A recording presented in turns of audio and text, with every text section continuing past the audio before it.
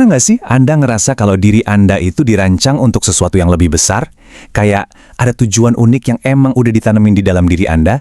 Nah, di sesi kali ini kita akan sama-sama mengupas gimana rancangan ilahi itu, yaitu karunia-karunia Anda, bisa jadi jembatan dari pertanyaan, siapa sih aku, menjadi inilah kesaksian hidupku. Yuk kita mulai. Kita awali dengan pertanyaan yang paling mendasar nih. Apa sih cetak biru ilahi yang ada di dalam diri Anda? Coba deh, bayangin diri Anda itu seperti sebuah bangunan yang dirancang dengan super teliti oleh sang arsitek agung. Nah, ngertiin cetak biru itu, itulah langkah pertama buat kita memahami buat apa sebenarnya kita ada di dunia ini. Untuk bisa membaca cetak biru itu, kita perlu lihat dulu fondasinya. Jadi di bagian pertama ini kita akan kenalan sama material dasar yang Tuhan tanamkan di dalam diri kita masing-masing, yaitu karunia-karunia yang jadi pendorong atau motivasi kita dari dalam. Jadi, karunia motivasi itu apa sih sebenarnya? Gini deh, coba pikirin hal-hal yang secara alami bikin Anda semangat, atau hal-hal yang Anda peduli banget. Nah, itulah karunia ini. Ini bukan sesuatu yang kita pelajari, tapi ini adalah inti dari kepribadian Anda, sebuah karisma bawaan, yang jadi semacam mesin pendorong cara Anda melihat dan merespons dunia ini. Dan karunia ini kerjanya itu nggak cuma satu arah, tapi tiga. Secara vertikal, tujuannya untuk memuliakan Tuhan. Terus secara horizontal, untuk melayani orang-orang di sekitar kita. Dan yang nggak kalah penting, secara internal, karunia inilah yang bikin kita merasa utuh, bahagia, dan produktif. Waktu ketiganya seimbang, barulah kita berfungsi seperti rancangannya. Oke, biar nggak abstrak, yuk kita bedah salah satu dari karunia motivasi ini.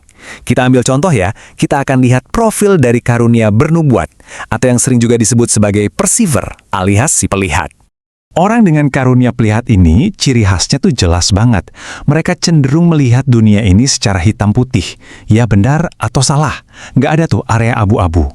Kemauan mereka keras, mereka sangat peka, dan fokus utama mereka itu soal kebenaran dan pertobatan.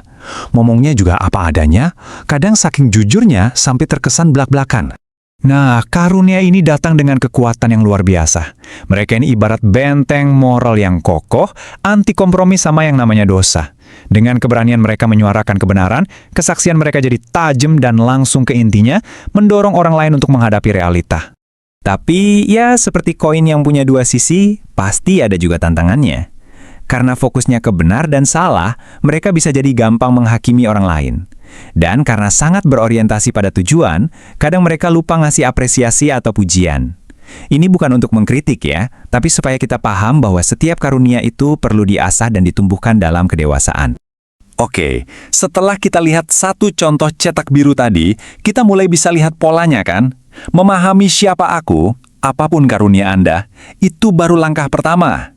Langkah kedua, dan ini yang penting, adalah menghubungkan itu semua dengan tugas kita bersama. Tugas universal kita, yaitu menjawab panggilan untuk jadi saksi. Apa sih artinya jadi saksi? Gampangnya bayangin deh sebuah ruang sidang. Seorang saksi itu kan tugasnya cuma satu, ceritain apa yang dia lihat dan dia alami, sejujur-jujurnya. Nah, dalam iman juga gitu. Menjadi saksi itu bukan pilihan karir rohani buat sebagian orang, tapi ini adalah perintah mendasar bagi setiap kita yang percaya. Dan kesaksian itu ada dua bentuk loh. Ada yang aktif, yaitu lewat kata-kata kita. Tapi ada juga yang pasif, dan ini kekuatannya dahsyat banget, yaitu lewat cara kita hidup setiap hari. Sadar atau enggak, hidup kita ini adalah surat terbuka yang lagi dibaca sama semua orang di sekitar kita. Tentu saja, untuk jadi saksi yang efektif, ada modal dasarnya. Ini bukan soal kita harus sempurna, tapi lebih ke kondisi hati kita. Mulai dari punya belas kasihan, menjaga hubungan kita dengan Tuhan, terus bertumbuh sampai punya kerelaan untuk berbagi kabar baik dan bahkan siap menghadapi kesulitan karenanya. Coba kita berhenti sejenak di sini. Gambar fondasi yang kokoh ini melambangkan dasar iman kita ya, dan kutipan dari Spurgeon ini mengingatkan kita akan tujuan utamanya, kesiapan.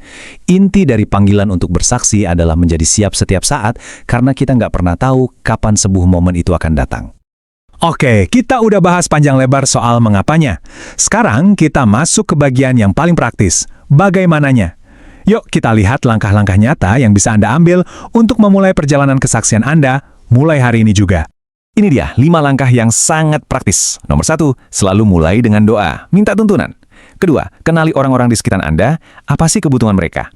Ketiga, bangun hubungan yang tulus, bukan karena ada maunya. Nah, dari situ, yang keempat, bagikan pengalaman pribadi Anda dengan Tuhan secara natural. Dan pada waktu yang tepat, sampaikan inti dari kabar baik itu sendiri. Mungkin Anda mikir, emang apa sih dampaknya? Wah, jangan salah. Dampaknya itu luar biasa dan kekal. Jiwa-jiwa bisa diselamatkan, gereja jadi bertumbuh, kuasa Tuhan dinyatakan. Jangan pernah sekali-kali meremehkan cerita Anda. Kesaksian pribadi Anda itu punya dampak yang jauh lebih besar dari yang bisa Anda bayangkan. Sekarang, kita sampai di bagian paling penting dari semuanya. Karena apa? Karena pengetahuan tanpa tindakan gak akan mengubah apapun. Mari kita satukan semua konsep yang tadi sudah kita bahas menjadi sebuah langkah ketaatan yang nyata, yang personal buat Anda. Inilah tantangannya. Kita sebut saja proyek ketaatan Anda. Gak perlu yang rumit kok. Coba buat rencana sederhana untuk memperkenalkan Kristus, bisa lewat cerita, perbuatan baik, atau sekedar doa kepada satu orang saja dalam 1 minggu ke depan. Yuk kita buat ini jadi nyata. Kita akan akhiri penelahan kita dengan sebuah pertanyaan untuk refleksi pribadi. Coba deh jawab dengan jujur di dalam hati. Apa kesulitan terbesar Anda untuk menjadi saksi Kristus? Mungkin rasa takut, mungkin merasa nggak mampu, atau mungkin bingung harus mulai dari mana? Mengenali rintangan itu adalah langkah pertama untuk bisa mengatasinya.